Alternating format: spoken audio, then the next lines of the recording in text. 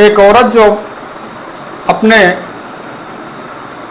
परिवार के खातिर अपना सब कुछ न्यौछावर करने को तैयार रहती है और न्यौछावर कर देती है, उसी औरत को इस समाज के कुछ कलंकित लोग एक शर्मसार सी जिंदगी जीने के लिए मजबूर कर देते हैं और उसे अपनी जान देने के लिए विवश कर देते हैं।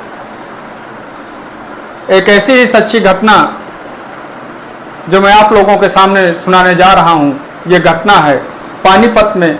एक परिवार अपनी 2 बेटियों के साथ में रहा करता था, जिसमें से बड़ी बेटी पूजा पढ़ने में ठीक ठाक थी। उसे कुछ बड़ा करने का शौक था, कुछ बड़ा करने की इच्छा थी। वो आईएएस अधिकारी बनना चाहती थी, जो मेरठ में रह करके आईएएस की तैयारी कर रही होती है। समय धीरे धीरे बीतता जाता है, बेटी की उम्र शादी लायक हो जाती है। माता पिता को उसकी शादी की चिंता सताने लगती है और वो एक अच्छा सा लड़का ढूंढ करके मेरठ में ही अभिषेक नाम के लड़के से पूजा की शादी कर देते हैं। पूजा राजी खुशी अपने ससुराल जाती है और ससुराली लोगों के साथ, अपने पति के साथ और अपनी सास के साथ अच्छे से जीवन व्यतीत करने लगती है। पर कहते हैं दोस्तों कि समय जैसे जैसे बीतता जाता है, पूजा अपने कामों में मगरूम हो जाती है।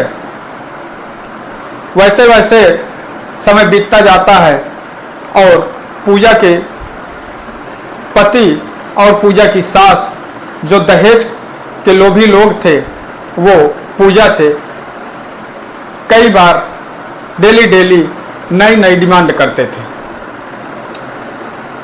पूजा के पति अभिषेक पूजा से कई बार कहता कि हमें धंधा करना है, हमें बिजनेस करना है, हमें इस चीज़ की ज़रूरत है, आप अपने पापा से कुछ पैसे लाइए और मेरी मदद हो जाए और मैं बाद में दे दूंगा।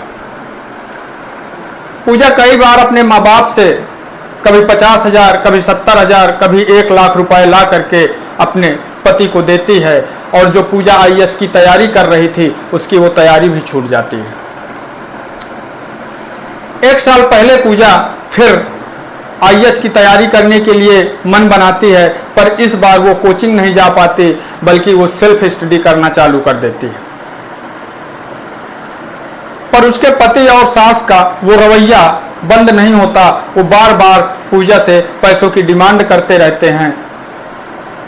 पर जब पूजा अब पैसे देने से असमर्थ हो जाती है और पैसे देने से मना कर देती है, तो पूजा की सास और पति का रवैया पूजा के प्रति बदल जाता है।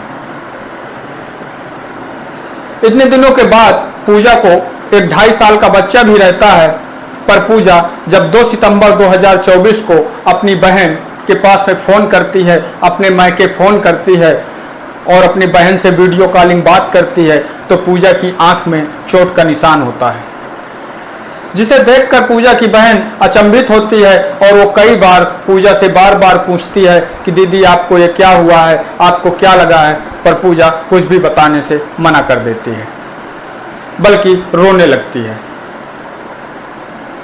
कोई बात नहीं, फोन कट जाता है। दूसरे दिन पूजा के पति का अब पूजा के मायके वालों के पास में, पूजा के मम्मी पापा के पास में कॉल आता है और वो बताते हैं कि पूजा ने फांसी लगा करके आत्महत्या कर ली है। पूजा के माता पिता को ये बात कतई विश्वास ही नहीं होता है कि पूजा ऐसा कर सकती है, और वो आनन फानन में जब भाग करके पूजा के ससुराल पहुंचते हैं, तो वहां देखते क्या है कि पूजा कि न तो सास थी मौके पे और न ही उनके दामाद अभिषेक। वो दोनों लोग अपने 2.5 साल के पोते को लेकर के भाग चुके थे। पूजा के माता पिता पुलिस को सूचना देते हैं। मौके पर पुलिस पहुंचती है, पूजा की पोस्टमार्टम होता है और पोस्टमार्टम के बाद पूजा के माता पिता पूजा की लाश पानीपत लेकर के आ जाते हैं और उसका वहां पे अंतिम संस्कार करते हैं। पूजा के पिताजी पुलिस को बताते हैं कि कई बार हमारी बेटी से पैसों की डिमांड की गई, कई बार उसे मारा गया और अब बार बार उसे 5 लाख रुपए नगद प्लस सोने के गहनों की डिमांड हो रही थी। दोस्तों, सबसे बड़ी बात तो यह है कि पूजा के अंतिम संस्कार में न पूजा के पति और न ही पूजा की सास रजनी, कोई भी सदस्य पूजा की ससुराल की तरफ से पूजा के अंतिम संस्कार में शामिल नहीं होता है। दोस्तों, पुलिस ने अभिषेक को तो ढूंढ करके जेल में डाल दिया है और रजनी की तलाश कर रही है। इस घटना को सुनाने का उद्देश्य आप लोगों को ठेस पहुंचाना नहीं है, बल्कि आप लोगों को सतर्क करना है। ऐसे लोगों से समाज में बच के रहें, सतर्क रहें। मैं आपका दोस्त सागर पटेल। अगर आप लोगों को मेरी एक सच्ची घटना पसंद आ रही हो तो आप लोग मेरे इस चैनल को लाइक करें, सब्सक्राइब करें और बेल आइकन को दबाना ना भूलें, जिससे कि मैं हर रोज आप लोगों के लिए एक ऐसी ही सच्चाई घटना लेकर के आता रहूं।